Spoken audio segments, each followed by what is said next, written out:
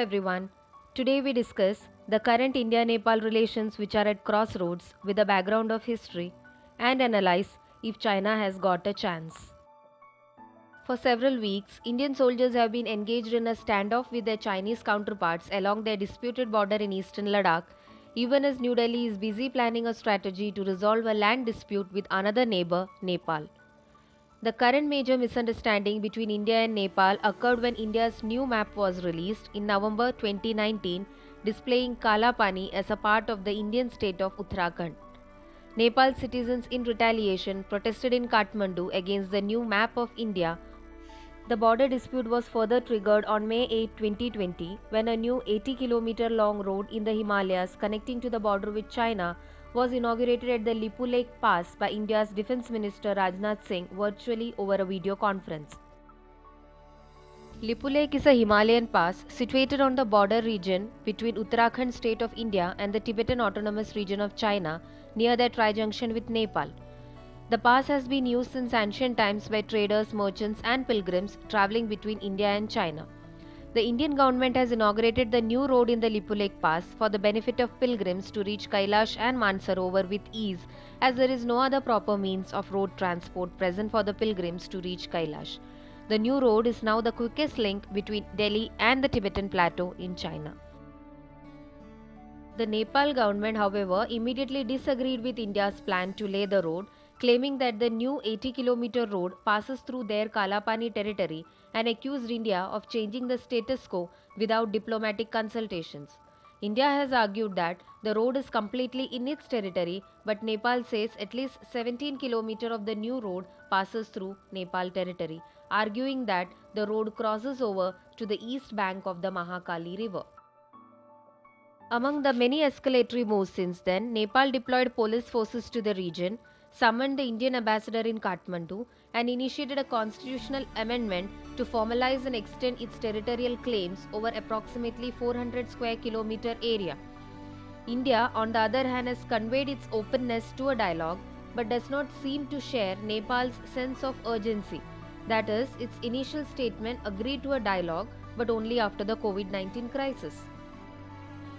To aggravate the dispute further, under pressure from the opposition, civil society, and a vociferous Nepali press, the government of Prime Minister Khadga Prasad Sharma Oli issued a new political map of the country on 20th May 2020, showing Kalapani, Lipu Lake, and Limpiadhura within its borders. Further, on 10 June and 18 June, the lower and the upper houses of the Nepali parliament respectively moved to approve the new map and revision of the national emblem, which includes the disputed territory in India's Uttarakhand state. India opposed the move, saying that the decision to include Limpiadhura, Lipu Lake, and Kalapani is not based on evidence or historical facts. Thus, the two neighbors entered into a new paradigm of cartographic war as anger grew on both sides. On 19 June, Nepal started deploying its troops near the Kalapani and other disputed areas. Troops had established camps and they were working on building a helipad in the area. In the same month, Nepali Army Chief General Purnachandra Thapa, after visiting Kalapani border area, stated that Nepali Army will start building army barracks and border outposts near the Kalapani area. Thus, in June 2020, when India was already engaged in a violent standoff with China in eastern Ladakh, the first in 45 years, China's new ally Nepal too was starting to build pressure on India along the borders. India and Nepal have been sharing a friendly relationship ever since India declared national sovereignty in the year of 1950. During the very same year, the Indo-Nepal Treaty of Peace and Friendship was signed by both countries in their best interests. According to the treaty, both countries have agreed to a peaceful trade and are allowed to cross each other's territories without restrictions. The Indian government and the Rana rulers of Nepal stated that neither government shall tolerate any threat to the security of the other by a foreign aggressor. The treaty also granted Nepalis educational opportunities from India. In return, Nepal has provided business opportunities to Indians. According to the treaty, the Nepalis and Indians can move freely across the border without passports or visas and may live and work in either country. All these deals and agreements have created a strong friendly relationship between the two countries. Despite the diplomatic relationship between the two countries, the border dispute is speculated to have started a long time ago. India and Nepal share a 1800-kilometer border, of which Lipu Lake and Kalapani in India and Susta region in Nepal are the major regions disputed over between the two countries. The Treaty of Sugauli, signed by Nepal and British India on 3rd March 1816, locates the Kali River as Nepal's western boundary with India. The river borders the Nepalese district of Darchula in the Sudur Pashchim Pradesh province and the Indian district of Pithoragarh in Uttarakhand state. Subsequent maps drawn by British surveyors show the source of the boundary river at different places. This discrepancy in locating the source of the river led to boundary disputes between India and Nepal. The Kali River runs through an area that includes the disputed area of about 400 km square around the source of the river, although the exact size of the disputed area varies from source to source. The heart of the dispute lies in differing cartographic interpretations about the headwaters of the Mahakali River. Nepal argues Limpiadhura is the location of the headwaters. However, India regards a smaller stream flowing down from Lipu Lake as the river's headwaters. Nepal claims that the river to the west of Kalapani as the main Kali River, hence the region belongs to Nepal. But India claims that the river to the west of Kalapani is not the main Kali River. Therefore, the border there should be based on the ridge lines of the mountains Om Parvat and not based on the flowing river. Though Kalapani has been controlled by India's Indo-Tibetan Border Police since the Sino-Indian War with China in 1962, Nepal government in 1997 considered a treaty on hydroelectric development in the Kali River, claiming that Kalapani province lies in Darchula district, Sudur Pashchim Pradesh of Nepal, and the dispute aggravated. Both India and Nepal produce maps supporting their own claims, and the dispute is still continuing. The other disputed territory is the Susta territory, which is a rural municipal region in the Parsi district present in the southern side of Nepal and is near Nichlaul, Uttar Pradesh, India. The area under dispute totals over 140 km square and is being controlled by the Indian government as a part of the Bihar province. However, residents of a village in Susta state that it belongs to Nepal and they are Nepali citizens. The 1816 Treaty of Sugauli defined the Gandaki River as the international boundary between India and Nepal. The right bank of the river was under Nepal's control while the left was under India's control. Susta village was initially on the right side when the treaty was signed and it was a part of Nepal. However, over the years, the Gandaki River changed its course and the Susta moved to the left bank and is now currently under India's control. Government of Nepal has repeatedly stated that Susta belongs to Nepal and Indian government should return the area. As an initiative to demarcate the India-Nepal border, the Joint Technical Level Nepal-India Boundary Committee was set up in 1981 to explore and resolve the issue. And after years of surveying, deliberations and extensions, the committee had finally submitted the demarcating report in 2007 for ratification by both the countries. However, due to the difference in opinions about the origins of the Mahakali River in the Kalapani region and due to the changing course of the Gandaki River in the Susta region, the resolution over the disputes in these regions could not be arrived at. Hence, Nepal maintained that it cannot ratify the maps given by the survey team without the resolution of these regions in the Nepal map. India, on the other hand, awaited for Nepal's ratification. In the absence of ratification, the process of completely demarcating the India-Nepal boundary could not be undertaken and the border issue was not solved despite the formation of a survey team. As we have learned from the background, the dispute between India and Nepal has been lingering for years, but it has now flared in Nepal because Nepal's foreign policy has been recently becoming increasingly politicized due to democratization and competitive nationalism. India's new road up to the Lipu Lake Pass is not an unprecedented change in the status quo. India has controlled this territory since 60 years and built other infrastructures here before, besides conducting its administration and deploying military forces up to the border pass with China. The Indian road was not built overnight, and the Nepal government was surely aware and monitoring the situation in Kalapani over the preceding months and years. The issue had come up in November last year when India announced its new political map after the revocation of Article 370. As for many decades before, Indian map continued to include territories claimed by Nepal, but this time the government in Kathmandu took it up officially and publicly. It also became a popular issue in Nepal with the hashtag Back of India trending on social media. Nepal's Prime Minister Oli's government had been facing a severe internal political crisis since April, and the Indian announcement of the inauguration of the road came to him as a boon since it helped him gain support of opposition forces immediately for his escalatory moves against India, including the proposal of a constitutional amendment, and he could divert public attention from his failed ordinances and challenges to contain the pandemic. As far as the negative repercussions from Nepal is considered, India was well aware that the issue was prone to politicization in Nepal, but thought it would be able to manage Nepal and was caught by surprise by the gravity of the anti India uproar in Kathmandu that Oli could gather. Further, India's implicit support for the 2015 blockade on the landlocked country had already resulted in anti Indian sentiments running high in Nepal, which was further fueled by the new generation of Nepali politicians to influence the public emotions and win their votes.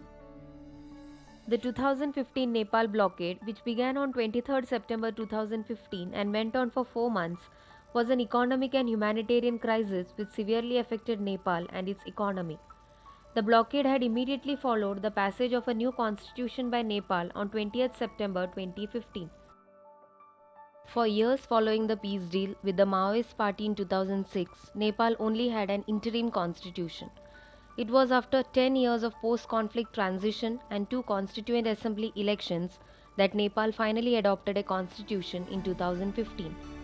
The Indian government, however, expressed its displeasure at Nepal's constitution, a position made clear in a series of statements issued by the Ministry of External Affairs in New Delhi. India's displeasure with this development had both symbolic and strategic dimensions. For one thing, India felt that it was not given due respect when Nepal finally reached its momentous decision.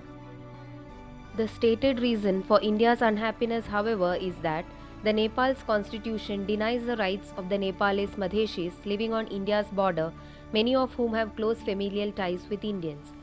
A discontented Madhesh is of course an issue for India. After all, unrest in southern Nepal bordering India has the potential to destabilize the Indian side of the border. Nepal had accused India of imposing the undeclared blockade at the Raxaul Birgunj bridge, which is a key crossing on the open border between India and Nepal, and the blockade halted oil and other essential supplies to the landlocked Nepal from India. India had denied the allegations, stating that the supply shortages were imposed by Madheshi protesters living in Nepal's Terai, the lowlands along India's border in the central and eastern plains. Madheshi protesters opposing the new constitution had continuously occupied this bridge, not permitting a single truck to pass. They claim that the new constitution perpetuates the discrimination they have long faced in the mountain country. Successive Nepalese governments, dominated by the upper caste from the hilly regions called Pahadis, discriminated against them, and these disparities are reflected in their economic, social, and development conditions, which are well below average. However, many Nepalis believe that some of the Madheshis' demands are actually framed in terms of India's strategic interests. The demand for the creation of two states across Nepal Terai is a case in point. If heeded, two Madheshi provinces will run all of 800 kilometers long but only 20 to 30 kilometers wide, forming a long strip on the southern plain of the country to India's benefit and Nepal's disadvantage.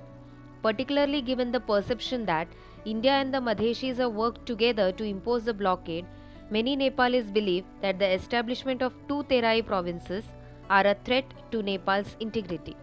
Furthermore, some Nepalis felt the crisis was ultimately an attempt to absorb Nepal into India in whole or in part, citing the case of Nepali dominated Sikkim in 1975. And if that is not enough, there is another theory in Nepal, that is, under Modi and Hindu nationalist BJP, Nepal's majority Hindu population is an important vehicle through which to expand political clout. Modi himself and his party leaders have invoked religious narratives on several occasions to redefine the Nepal India relationship. Yet, regardless of the country's overwhelming Hindu majority, Nepal's political parties have adopted secularism, clearly delinking the state from any particular religion. and this has offended the government of India. Furthermore, some critics have tied India's actions to political interest in the 2015 Bihar Legislative Assembly election. Justice Markandeya Kadju claimed that the blockade is directly connected with the Bihar Assembly elections. Likewise, General Ashok K. Mehta accused the Indian government of prioritizing an election victory in Bihar over Indian-Nepalese relations. Thus, when we analyze the reasons for the recent aggravation of India-Nepal border dispute in 2020, the first one we come across is the competitive domestic politics in Nepal. The second one is the already brewing anti-India sentiments in Nepal due to various reasons. The third one is the Nepal's foreign policy, which is changing drastically since it has embraced an ambitious and forward-looking agenda of external balancing and diversification in recent years, especially under the leadership of its Foreign Minister Pradeep Gyavali. His participation in the 4th Indian Ocean Conference held in the Maldives in 2019 reflects Kathmandu's widening geostrategic horizons, seeking to place Nepal as a critical connectivity hub between China, South Asia and the Indian Ocean region. Now, when we come to the possible involvement of China in the India-Nepal border dispute, India's Ministry of External Affairs statement recognized that there is a dispute between India and Nepal and that both parties would proceed as agreed to sort this out through a diplomatic dialogue. But India's Chief of Army Staff suggested that Nepal may be bringing up the issue at the behest of a third party, alluding to China. However, analysts feel it is unreasonable to blame China for creating the crisis since the border dispute between India and Nepal has been brewing for many months and years. However, it could not be that simple, meaning we cannot conclude that China had not supported or further instigated Nepal to take on a more assertive position. Especially the India-China military standoff in Ladakh could have sent its shockwaves to already tense India-Nepal relations. China on Monday 27 July 2020 in a video conference urged Afghanistan, Nepal and Pakistan to forge four-party cooperation to overcome the COVID-19 crisis and continue work on projects under the Belt and Road Initiative including the China-Pakistan Economic Corridor.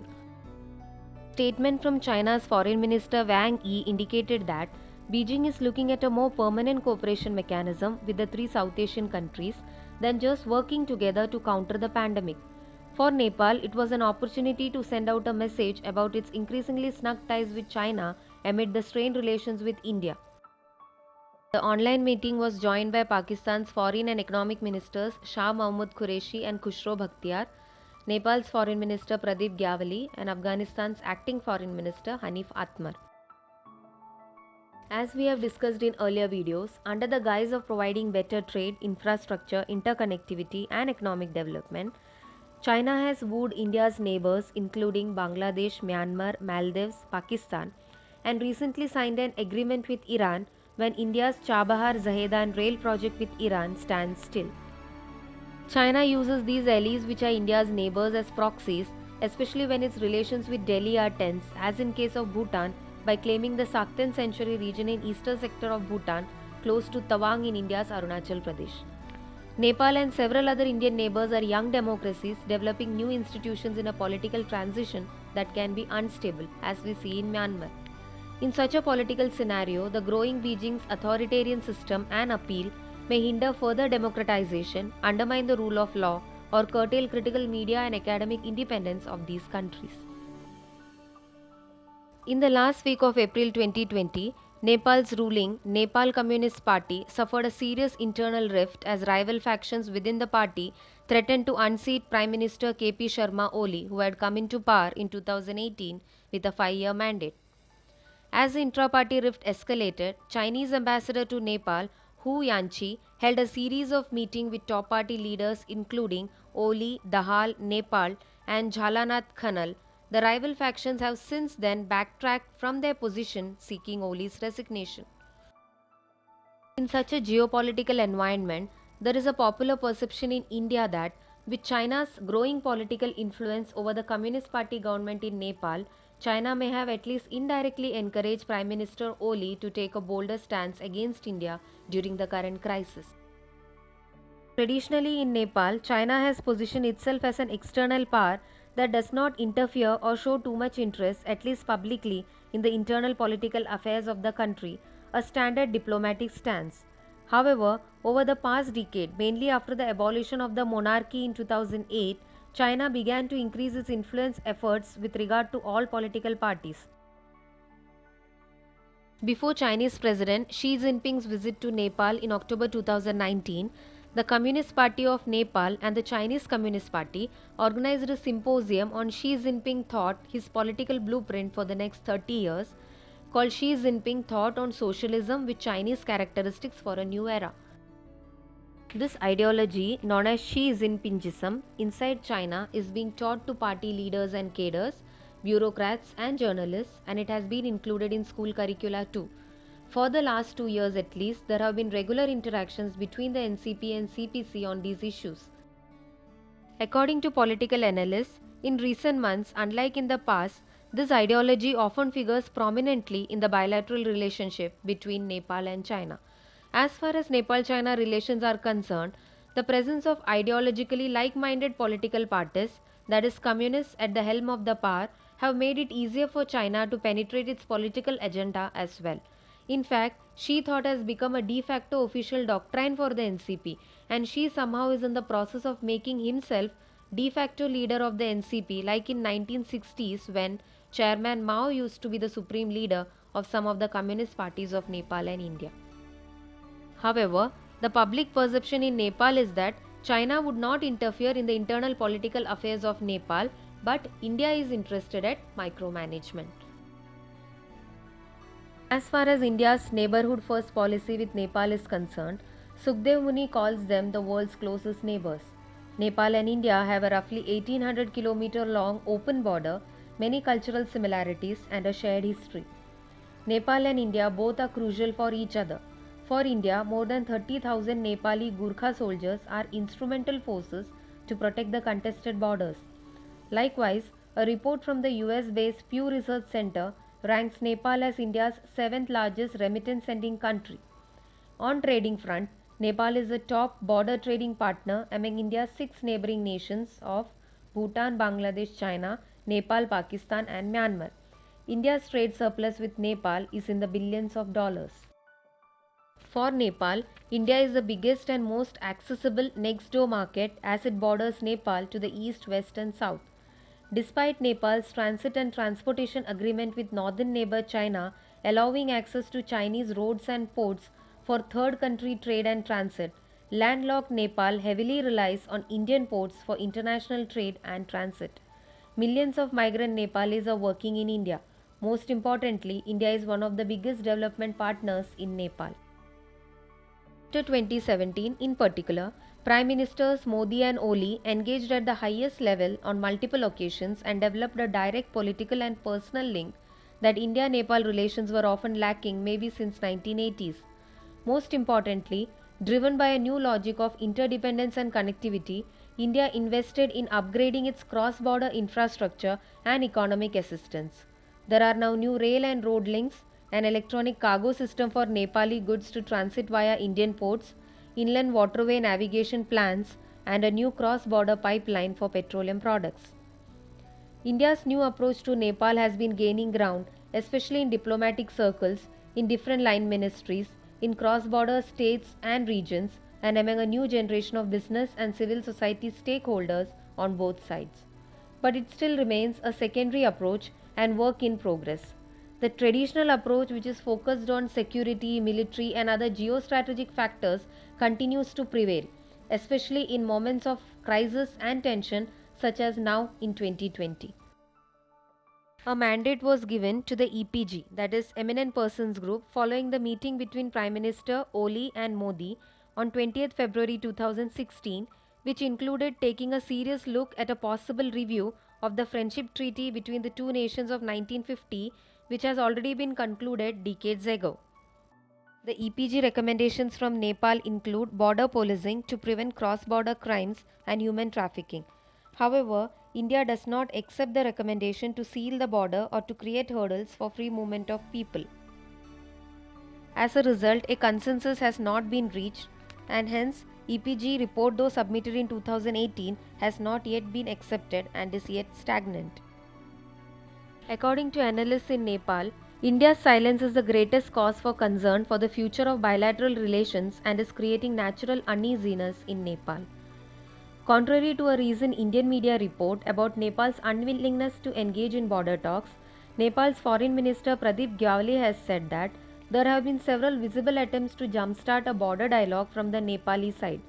First, Nepal sent diplomatic notes to India seeking a peaceful solution to the border tension on November 21, 2019 and May 11, 2020.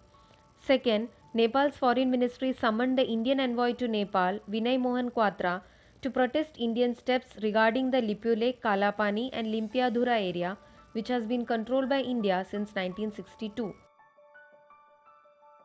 However, India, after indirectly indicating its displeasure at the politically charged environment in Nepal, has largely remained silent. At a time when the Indian side was ignoring Nepal's request to have a high-level video conference meeting on the border issue, a high-ranking Indian official was in direct dialogue with Chinese side over their border tensions. This added to the already brewing anti-India sentiments in Nepal, with many Nepalis questioning why India is eager to talk borders with China but not with Nepal. Since there has not been any significant de-escalatory move from Delhi, analysts infer that Delhi does not feel comfortable to address the issue at this point or in the current context. Possibly because India has lost its trust in Prime Minister Oli. It could be due to his relations with China, his politicization of the dispute, his jibes at India's national symbols, or any other possible reason. This would mean that India may now see Prime Minister Oli as more of a problem rather than part of the solution to improve bilateral relations. Trust and direct communication is critical for India, and previous India-Nepal crises have generally flared up when Delhi registers anti-India sentiments, a politically hostile environment, or an extra-regional involvement, normally China. Further, with many other urgent issues taking precedence in India, whether the COVID-19 pandemic at home or the military standoff with China, Nepal may simply not be a priority, as opposed to Nepal analysts viewing that Nepal is important in India's foreign and security policies. India's calculation may be that it can afford to wait this out, watching how Nepal's politics play out. There is an added version too. India can no longer afford to focus on its right of first refusal, since Nepal is no longer an Indian satellite or exclusive sphere of influence, as it is often depreciatively described in Delhi. But Nepal has been embracing a policy of strategic diversification to reduce its dependence on India and enhance its non-aligned autonomy. India has to de-addict itself from the temptations of micromanaging Nepal's internal politics, security and geostrategics, rather should concentrate on economic delivery and connectivity, especially since Nepal is coming under the rising influence of China across the Himalayas. Indian scholar and Nepal expert S.D. Muni cautions that sooner or later the dispute will be exploited by the third parties to their advantage. According to analysts, there are many bold possibilities as far as the resolution of the dispute is concerned. Maybe there could be joint deployment of military and police forces. Both countries could also consider establishing a special economic zone between the two nations. Finally, it is in the interest of both that Indian and Nepali pilgrims can use the improved infrastructure in the Kalapani region to reach Mount Kailash. Based on their history of friendly relations and driven by pragmatism, it should not be difficult for India and Nepal to think out of the box and find a practical solution. But definitely, it would need a goodwill and good political statecraft. Leaders of both countries must understand these deeply interlinked historic, civilian, economic, and diplomatic factors. Analysts in Nepal opine that, as the most powerful country in the subcontinent, the Indian state establishment must take the lead to resolve border tension with Nepal. If Indian Prime Minister comes up with a border solution, he can turn the tide of anti-Indian sentiment as he did with his first Nepal visit in 2014. Further, Nepali analysts say that Nepal has claimed Lipulekh, Kalapani and Limpiadhura for three reasons. First, based on the Sugauli Treaty in 1816, Naya Muluk Treaty in 1860 and the Supplementary Treaty of 1875, these areas belong to Nepal. Second, Nepal has recorded official data, the census, voters list and other government registration documents from these areas until 1962. Third, India urged Nepal to allow its territories to host 17 Indian checkposts before its war with China. After the Sino-Indian War of 1962, India withdrew 16 out of its 17 military checkposts from Nepal. However, the post at the Kalapani area was not removed, causing the present-day border row in the region. The question in Nepal is this: if the Indian military post of Kalapani was set up on India's own land, why did it ask permission from Nepal?